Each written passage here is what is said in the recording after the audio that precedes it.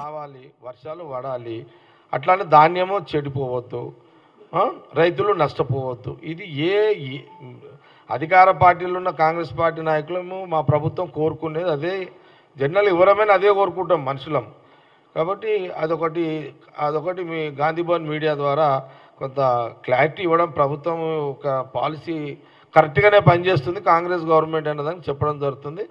అనవసరంగా మరి ఉత్తమ్ కుమార్ రెడ్డి గారిని మరి ఆయన మంత్రి పని ఆయన పనులు ఆయన చేస్తున్నాడు. ఎందుకు ఈ బురద జల్లే కార్యక్రమం మరి ఆయన ఎందుకు ఇబ్బంది పెట్టాలని డిజైన్ చేసింది బీజేపీ వాళ్ళు అనేది నాకు అర్థం అవుతలేదు. అదే అట్లాగే ఇప్పుడు రాష్ట్రంలో 3000 మంది పైగా ఉన్న రైస్ మిల్లర్ల నుంచి గతంలో పెండింగ్ ఉన్న కస్టమ్ మిల్లింగ్ బియ్యం మేమే వసూలు, అది కూడా క్లియరే కదా, అది కూడా అంతే కదా, అది క్లియరే ఉంది. ఇప్పుడు అట్లాగే ప్రభుత్వానికి 1000 కోట్ల లబ్ధి కూడా జరిగింది. ప్రభుత్వం ఎక్కడ కూడా అటు రైతులు ఇబ్బంది పడద్దు, రైస్ మిల్లర్లు ఇబ్బంది పడద్దు, ప్రభుత్వానికి బెనిఫిట్ రావాలి. ఈ బెనిఫిట్ ఎవరికి పోతుంది? మళ్ళీ ప్రజలకే పోతుంది, మళ్ళీ రైతులకే పోతుంది. కాబట్టి ఈ పరిజ్ఞానం కూడా మరి ఎందుకు బీజేపీ నాయకత్వానికి రాలేదు అనేది ఒక ప్రశ్న. మరి అట్లాగే ఇప్పుడు ఈ అమ్మాయి లెక్కలు ఏం చెప్తారో ఏమో అంతా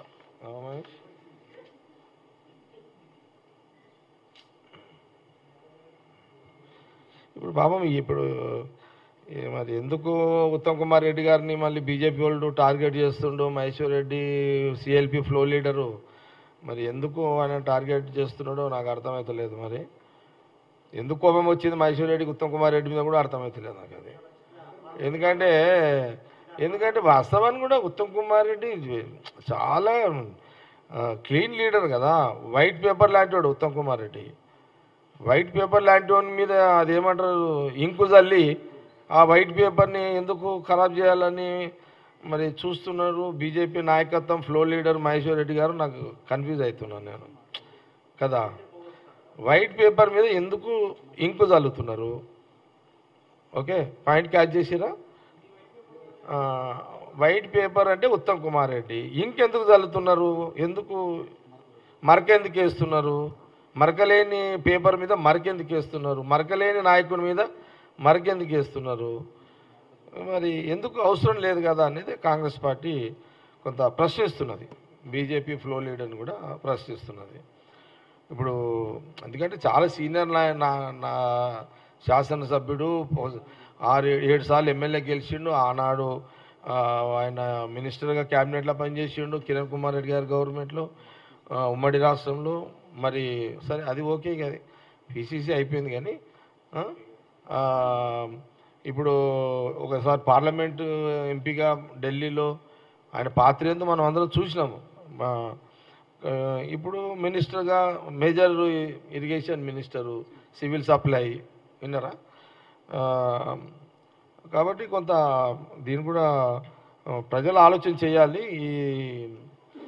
ఈ తెల్ల కాగితం ఇంకు జల్లుతున్న మహేశ్వర్ రెడ్డి గురించి ఆలోచన చేయాలనేది కొంత కాంగ్రెస్ పార్టీ చాలా చెప్తుంది. సరే, ఒకటి క్లియర్ ఏంటంటే ఇప్పుడు Maheshwar Reddy first time flow leader BJP. సరే, యాజ్ ఏ బీజేపీ ఫ్లో లీడర్గా మహేశ్వర్ రెడ్డి ఆయనకు అనుమానం రావద్దు. అనుమానం వచ్చింది, వచ్చింది ఏదో కొంత చెక్ చేసుకొని మాట్లాడితే బాగుంది. నేను ఏదో మాట్లాడాలి కాబట్టి మాట్లాడుతున్నాడు. ఓకే, అంటే ఇప్పుడు floor leader Maheshwar Reddy recognised కోసము ఉత్తమ్ కుమార్ని అటాక్ చేస్తున్నాడా తెలియదు, అది మనకు అదొకటి. ఓకే, సరే, వేరే రాజకీయ విమర్శలు వద్దు. ఎందుకంటే ultimate Congress government and Revanth Reddy CM, cabinet ministers, అందులో ప్రధానంగా ఇప్పుడున్న అలిగేషన్ పెడుతున్న మహేశ్వర్ రెడ్డి పెడుతున్న అలిగేషన్స్ ఫాల్స్ అలిగేషన్స్. అది ఉత్తమ్ కుమార్ రెడ్డి నాయకుడు చాలా జాగ్రత్తగా చాలా నీట్గా ఆచి తూచి అడుగులేసే నాయకుడు. ఎవరికో ట్రాప్లో పడిపోయి నాయకుడు కూడా కాదు ఆయన. సరిహద్దుల్లో పోరాటాలు చేసి కెప్టెన్ పాత్ర పోషించి చాలా ఎలాంటి అలిగేషన్స్ లేకుండా చాలా నీట్గా అలాంటి పదవులు అలాంటి పదవులను ఆయన చేసిన వ్యక్తి. సరే ఇప్పుడు కూడా ఆయన మీద లేని ఎందుకు అనేది ఒక ప్రశ్న. ఓకే, మొత్తం మీద ఏందంటుందంటే మా కాంగ్రెస్ గవర్నమెంటు రైతుల పక్షపాతి, ఒకటి ప్రజల పక్షపాతి, ప్రజల మేలు కోరే కాంగ్రెస్ పార్టీ, ఇది జగమెరిగిన సత్యము.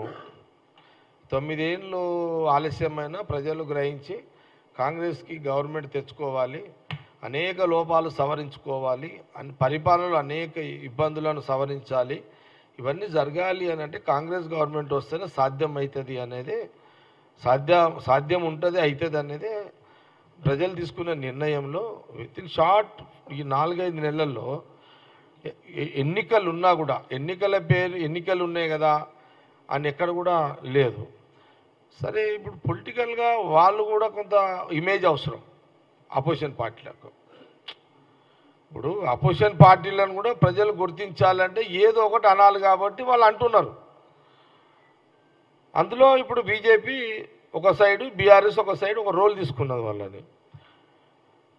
ఇప్పుడు కాబట్టి నిజంగా జరిగితే రాధాంతం చేకూర్రి వీళ్ళు.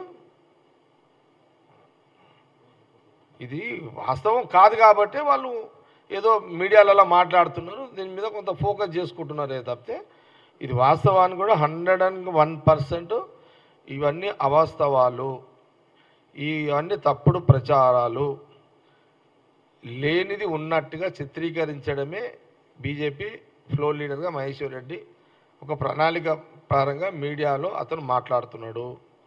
ఇది కాంగ్రెస్ పార్టీ తీవ్రంగా మేము ఖండిస్తున్నాము.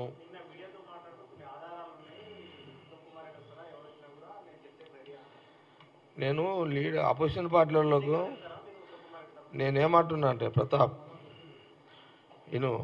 నేనేమంటున్నా అంటే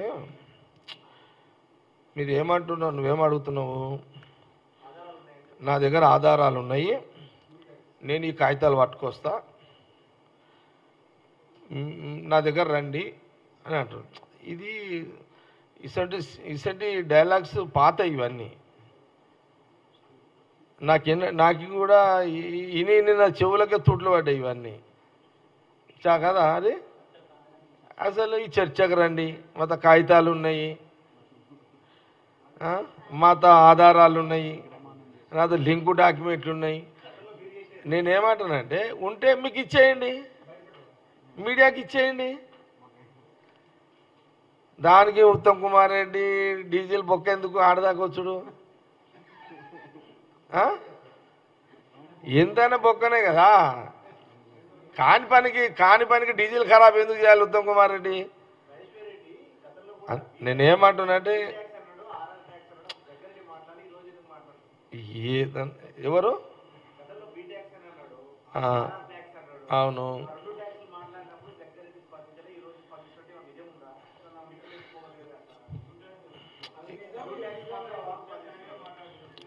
నేను ఈ ప్రెస్ మీట్లో నేను ఇట్లా మాట్లాడుతున్నానంటే దీనికి ఒక డిజైన్ ఉంటుంది, దీనికి ఒక వ్యూహం ఉంటుంది. ఏనండి, ఉత్తమ్ కుమార్ రెడ్డి మినిస్టర్ గారు చాలా స్పష్టంగా అజయ్ జగ్గారెడ్డి వర్కింగ్ ప్రెసిడెంట్గా నీవు ప్రెస్ మీట్ పెట్టి కొంత ఖండన చెయ్యి అని వారు చెప్పడం జరిగింది. అందుకే నేను ప్రెస్ మీట్లో మాట్లాడడం కూడా జరుగుతుంది. ఇది వీడికే క్లోజ్ చేసుకోండి అని నేను హితువు చెప్తున్నా. ఏమని చెప్తున్నా? మహేశ్వర్ రెడ్డి హితువు పలుకుతున్నా. మహేశ్వర్ రెడ్డి గారు మీరు ఇది బ్రేక్ చేసుకోండి. ఇది ఆధారాలు లేని అభియోగాలు, ఆధారాలు లేని ఉత్తమ్ కుమార్ రెడ్డి గారి మీద అభియోగాలు, మీరు బ్రేక్ చేసుకోండి.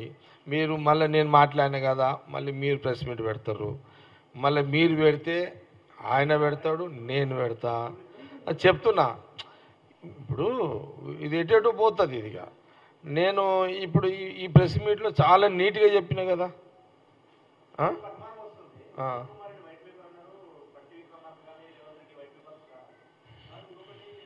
ఈరోజు ఉత్తమ్ కుమార్ రెడ్డి గారి మీద అభియోగం వచ్చింది కాబట్టి వైట్ పేపర్ అన్న.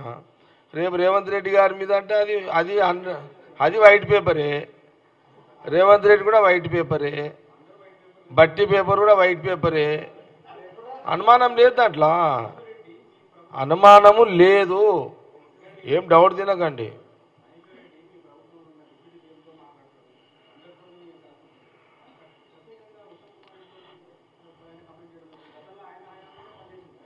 ఒక్క మాట చెప్తున్నా Ashok, opposition party leader, opposition party MLA CM Revanth Reddy గారితో మాట్లాడినా తప్పు లేదు, పరిపాలనలో ఒక భాగము.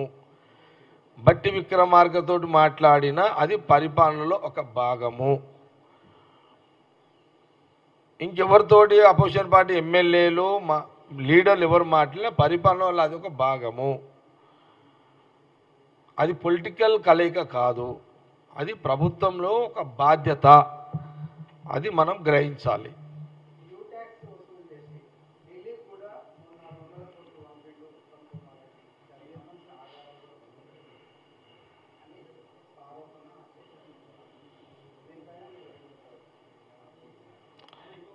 ఇప్పుడు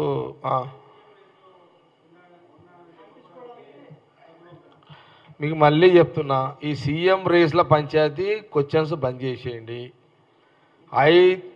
అదే అంటున్నా, మీకు క్లియర్ ఇస్తున్నా, మీకు ఇస్తా మీకు. సీఎంది అడిగిరు కదా, మీరే అడిగారు కదా. సీఎం ఇంకో ఆ సీఎం ఈ సీఎం మీరు మళ్ళీ చెప్తున్నా, విన్నారా? ఇప్పుడున్న రాజకీయ పరిస్థితుల్లో కాంగ్రెస్ పార్టీ ఎట్టి పరిస్థితుల్లో ఈ 5 ఏళ్ళు రేవంత్ రెడ్డి ముఖ్యమంత్రిగానే ఉంటాడు. ఆయన ఎక్కడ కూడా డిస్టర్బ్ చేయరు. డిస్టర్బ్ చేయాలని కూడా కాంగ్రెస్ పార్టీలో ఎవరు కూడా ప్రయత్నాలు చేస్తలేరు. ఊహాగానాలకు స్వస్తి పలకండి. ఇలాంటి ప్రశ్నలు అడుగుడు కూడా బంద్ చేయండి. 5 ఏళ్ళు కాంగ్రెస్ గవర్నమెంట్ సేఫ్లో ఉంటాము. 5 ఏళ్ళు గవర్నమెంట్ ఇక కాంగ్రెస్ ముఖ్యమంత్రిగా రేవంత్ రెడ్డి గారే ఉంటారు. ఆ క్యాబినెట్ మినిస్టర్లు వాళ్ళే ఉంటారు. ఎప్పుడన్నా వాళ్ళ శాఖలు మార్చుకోవాలని అనుకుంటే మార్చుకుంటే తప్పేం లేదు.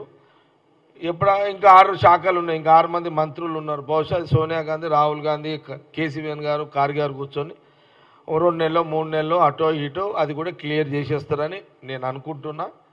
విన్నారా? కాబట్టి ఎక్కడ లేదు, ముఖ్యమంత్రి గారితో పాటు ఉత్తమ్ కుమార్ రెడ్డి గారితో పాటు ఎంటైర్ టీమ్ మినిస్టర్స్ అందరు కూడా వాళ్ళ శాఖల్లో ప్రజలకు ఎట్లా న్యాయం చేయాలి, 9 ఏళ్ల పరిపాలన బీఆర్ఎస్ గవర్నమెంట్ యొక్క లోపాలను, వాళ్ళ పరిపాలనలో లోపాలను సవరించుకుంటూ, ఆర్థిక ఇబ్బందులను సవరణ చేసుకుంటూ, ఎప్పటికప్పుడు కాంట్రాక్టర్లలో గతంలో మునిగిపోయిన వాళ్ళని బతికిస్తూ, మళ్ళీ కొత్త కాంట్రాక్టర్లను బతికించుకుంటూ ప్రజా పరిపాలన అందిస్తున్నది కాంగ్రెస్ గవర్నమెంట్. దీంట్లో చాలా స్పష్టంగా మీకు మీ ద్వారా యావత్తు తెలంగాణ ప్రజలకు తెలియజేస్తున్నా. మాకెందుకు భయ్, మీకు ఇచ్చేయమని రాదు. ఈ పంచాయతీ వద్దు. నేను ఏం చెప్తున్నట్టే మహేశ్వర్ రెడ్డి గారికి, వద్దు, నీ దగ్గర ఏమైనా ఉంటే ఇచ్చేసేయి. ఏముంది, మీరు పెద్ద పాలక మీరు ఇవ్వకుంటారా? సాక్ష్యం ఇస్తే ప్రెస్ మీట్ ఓకే. 2 రోజులు మహేశ్వర్ రెడ్డి గారు ఆయన బీజేపీ ఫ్లోర్ లీడర్, ఆయన ఏదో చెప్పుకున్నాడు, okay. As a opposition party leader కాపూర్తి కూడా ఇంత పెద్ద కాంగ్రెస్ ఇచ్చిన డెమోక్రసీలో మాట్లాడకపోతే ఎట్లా? ఇంత పెద్ద తెలంగాణ డెమోక్రసీ లేని తెలంగాణ ప్రాంతంలో ఇంత పూర్తి స్వేచ్ఛనిచ్చేసినాం మేము. రేవంత్ రెడ్డి రాగానే ఏమో చేస్తే ఏం చేసాడు, ఏమని అంటున్నాడు? ఏమన్నా వదిలేసాడు కదా, ఏముంది, పోండి ఏమన్నా మాట్లాడుకోపోండి, ఆడ కూర్చోండి. ఇందిరా పార్క్ కూడా వదిలేసినాము, ఫ్రీగా కూర్చోండి, చెప్పుకోండి. నేనేమంటున్నానంటే ప్రతాప్, మీ దగ్గర ఆధారాలు ఉంటే ఇచ్చేసేయండి. మీరు బ్రేకింగ్లు వేస్తారు కదా, పంచాయతీ ఏముంది?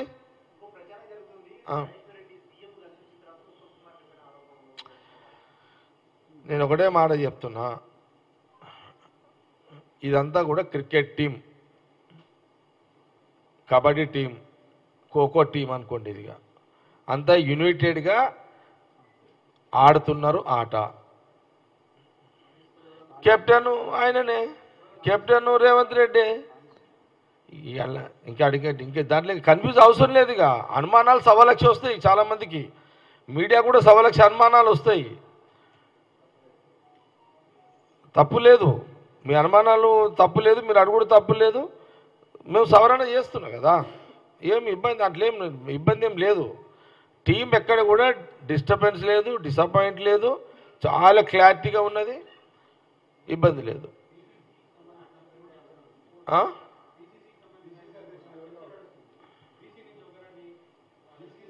కరెక్ట్గా అని ఇప్పుడు దాంట్లో పోతే ఇది లేదు. నేను ఏమంటున్నా అంటే ఉత్తమ్ కుమార్ రెడ్డి ఇప్పుడు ఉత్తమ్ కుమార్ రెడ్డికి సంబంధించి శాఖపరమైనటువంటి అంశం నడుస్తుంది. పీసీసీ అనేది ప్యూర్లీ పొలిటికల్ అంశం. నేను మళ్ళీ ఎప్పుడైనా ప్రెస్ మీట్ పెట్టినప్పుడు తప్పకుండా పీసీసీ ప్రెసిడెంట్ విషయంలో నేను స్పందిస్తాను మళ్ళీ మీకు. ఓకే, క్లోజ్ చేయాలా లేదా చెప్పండి.